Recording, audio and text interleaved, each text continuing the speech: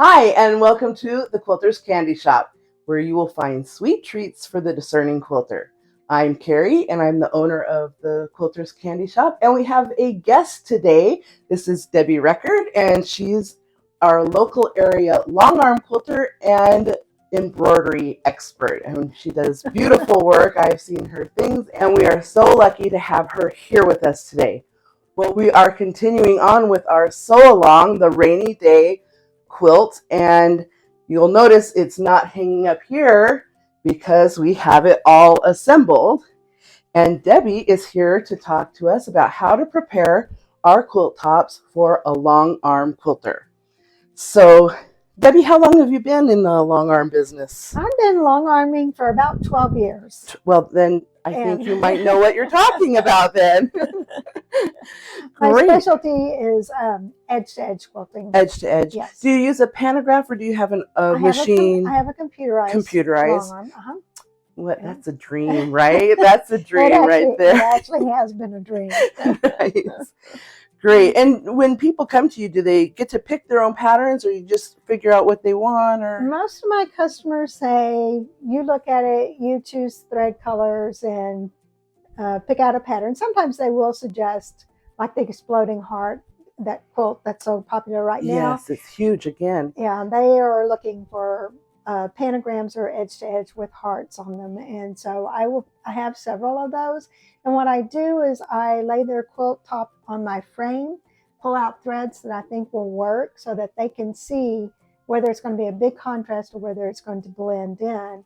And then I will send them pictures of the edge-to-edge diagrams so they can say yay or nay. Nice. We do go back and forth a little bit before I actually start nice. stitching. That's good. And do you do a lot of stuff for people outside the area, or is it mostly local pickup? It's mostly local pickup at this point. Yes. Nice. Okay, great.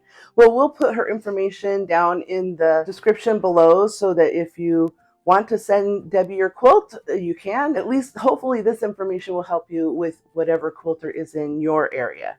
All right, well, let's get started. This is the quilt we've been working on. I think it's turned out really great. Really cute. Yeah, it's got oblong flower blocks, and then we just this week finished the sashing. So hopefully you all have your homework done and you've got your sashing on and your border, which there's just a matching border, so it doesn't have a framing border. And so let's talk about what we need to do to send this to a quilter. Okay. One of the first things that I would suggest is that you make sure your quilt top is clean, meaning pet hairs are off, and any odors that you may have or fragrances in your room. Some people are very sensitive to the scents and it can be overpowering. I have one customer that loves a really strong fabric detergent, and when she sends me those, my room smells for like a week. I mean, it's not necessarily a bad smell, but it's a difference. So keep that in mind when you're sending things out. The first thing you're going to need to do is to know how big your quilt top is. And so you need to measure the vertical and the horizontal sizes of your quilt. And one of the easiest ways to do this is to fold your quilt in half. Horizontally, here there's a fold here, and vertically there's a fold here. And then take your measurements and multiply them by 2. And that will give you a pretty good estimate, almost spot on, of how big your quilt top is. And this is very important to know how big your top is going to be. So once you know the size of your quilt top, you're going to want to try to make it square. Squaring up your quilt is going to make it easier for your long armor to load the quilt and make sure it's square on the frame, because when we're stitching our design onto your quilt, you want the design to go exactly straight across. So you're going to make sure that you have a 90-degree angle here. You want to make sure that both sides are exactly the same length. And if you need to trim it a little bit to make it square, then that's okay too. If your backing's not square or your top's not square and it's loaded kind of crooked, then your print is going to go at an angle as well. Especially if you have a directional quilt, like maybe you've got a beautiful scenic forest or little kids on the back, and then they're like this, and that would not be good. Right. So it is important that you try to square your quilt up as much as possible. The next tip that I have, which on this quilt is not a problem because this one has a definite top and a bottom to the quilt. Now, if it was more of a quilt like this, you give it to the long armer, I don't know what's top and what's bottom. So I like for my customers to put a note at the top of the quilt to let me know what is the top of the quilt. So when I load it, I have the same vision that the quilt. That makes sense. And the next thing that really makes a long armer happy is when your seams on the back of your quilt are pressed nice and flat. Carrie's done a great job on this. You don't see seams that are folded, half and half or pressed the wrong way. If you press them correctly so that everything is laying flat, then it loads on the long arm frame much easier and it rolls much smoother. So you don't get unknown bumps and bubbles going on the front of your quilt. So pressing the back.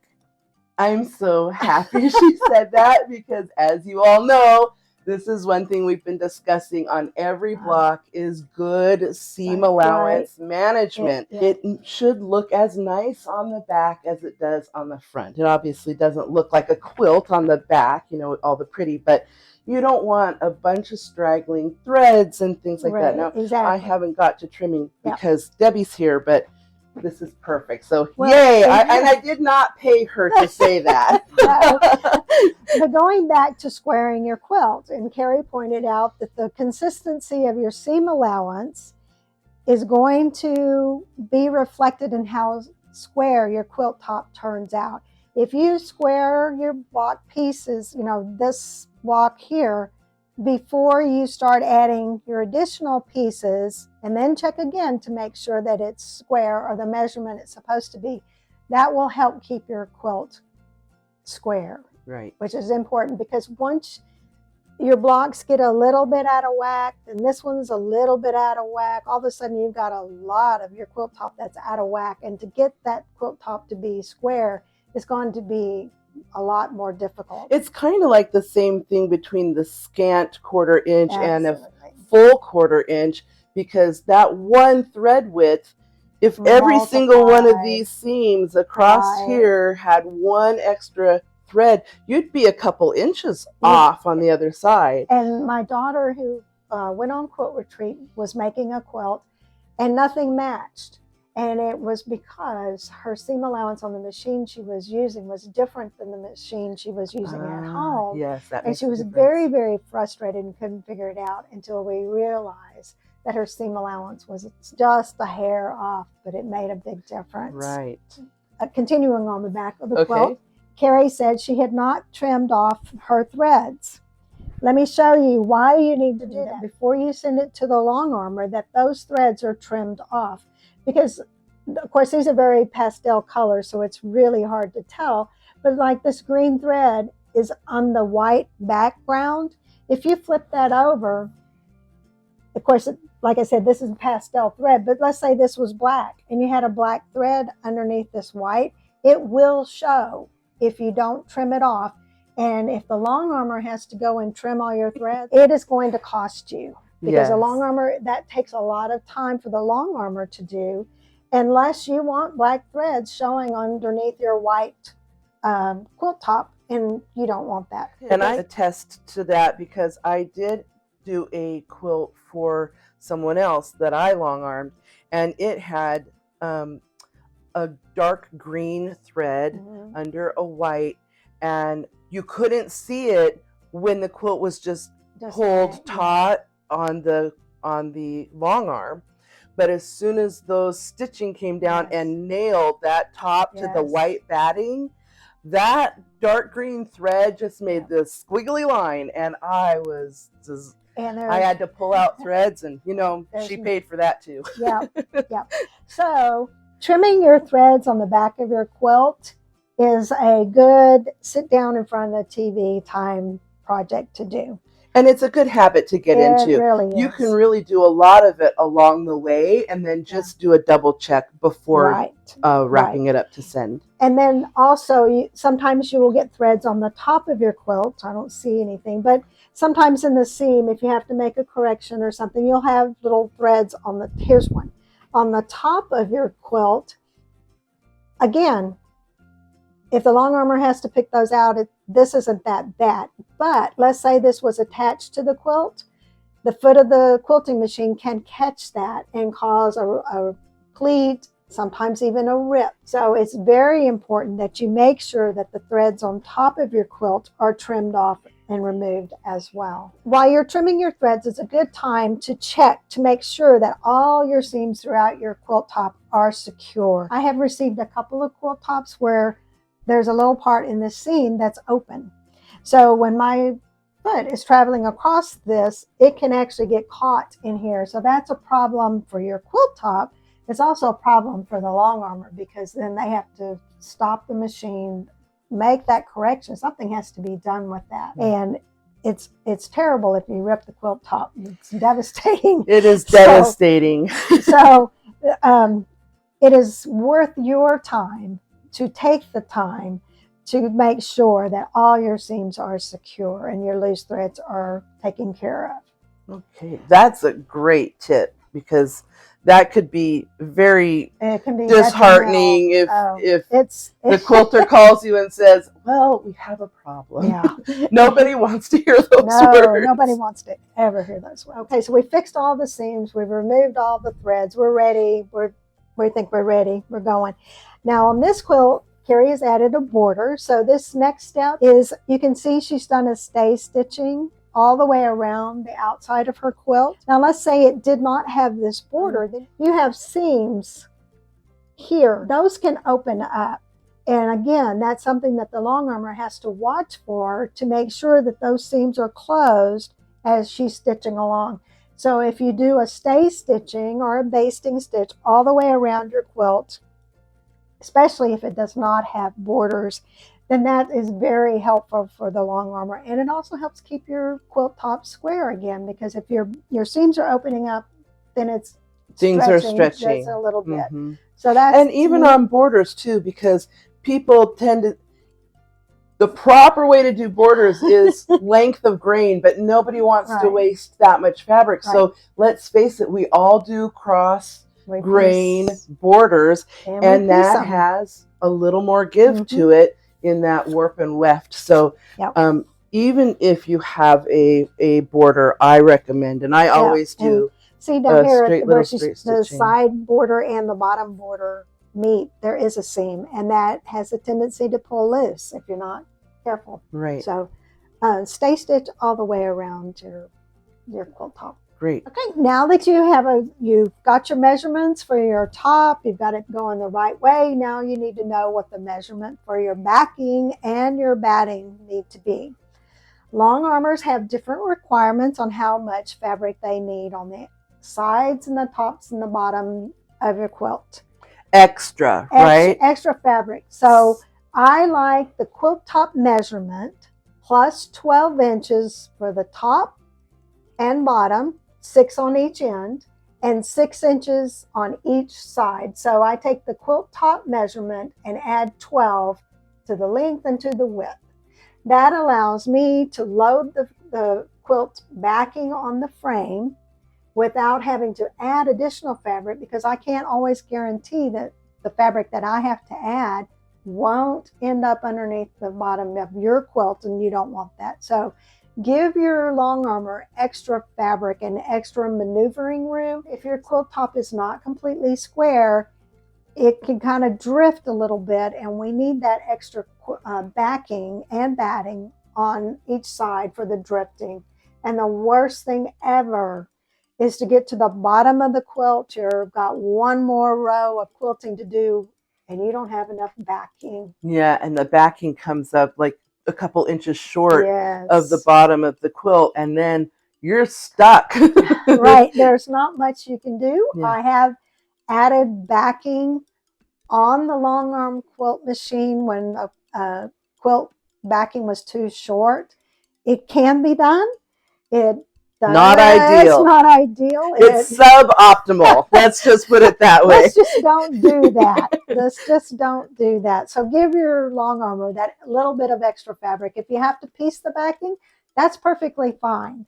I prefer horizontal pieces on my backing, and I will put my seam on the selvage. I usually do like an inch wide seam, and then I cut the selvage portion out of that seam. Yeah, and that's really important because the selvage is a tighter weave and it doesn't give in the same way. So over time, as you wash your quilt or even just use your quilt, that selvage will pull and make puckers in your quilt because all these seams they're like little stretchy spots. And as your quilt wears, these things, they still move. Fabric moves. It's not like building a house. So that's also why you need extra on the side, because as you're going along, if you've got a little bubble, let's say it's not completely flat quilt top, and you know that happens, that gets pressed out and pressed out and pressed out, and maybe you end up with sometimes an inch outside of the... Well, and the quilting design will draw up the quilt top and sometimes the quilt back. Yeah. So you've got to give your quilt room to grow or shrink a little bit. And grow. It does both. Yeah. So if the backing has to be pieced, for most long armors, we prefer the horizontal seam, not the vertical. Because it stacks, right? Yes. It doesn't roll properly if it's got a vertical center seam. Right. And you know what's really funny is if you look back over time, is probably you can remember, it used to be that we pieced all the backing in vertical columns, and then even if it was a king size, you would do 2 vertical, and then you'd take and cut one in half so you could you'd make 2 pieces on the side. And nobody really does that anymore. In fact, it's a much better use of the fabric to just take the whole 90-inch 45 and 45 with a horizontal seam. So I couldn't be happier that everyone's doing it the way I want.